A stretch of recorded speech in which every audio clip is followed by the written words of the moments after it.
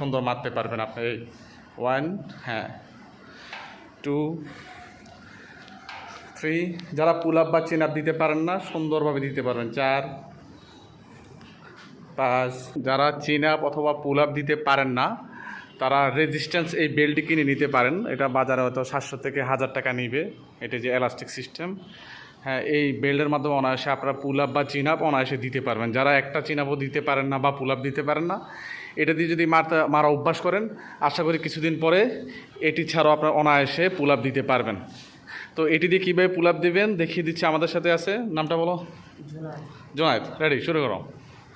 এটা প্রথমে এটার সাথে ঝুলাই নেবেন, হ্যাঁ এটার সাথে ঝুলাই নেবেন, একটু ব্যান্ড করে নেবেন। তারপরে যে পাটাকে এটার সাথে নিবন্ধন করে নেবেন, করে 2 হাতটা পাশাপাশি ধরবেন, ধরে রেজিস্ট্যান্স মারবেন। সুন্দর অনায়াসে সুন্দর মারতে পারবেন আপনি। এই 1, হ্যাঁ 2, 3। যারা পুল আপ বা চিন আপ দিতে পারেন না সুন্দরভাবে দিতে পারবেন। 4, 5, 6,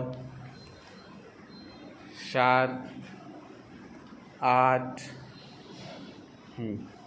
9, আরেকটা 10। ওকে, থ্যাংক ইউ। সবাই ভালো থাকবেন, সুস্থ থাকবেন। আল্লাহ হাফিজ।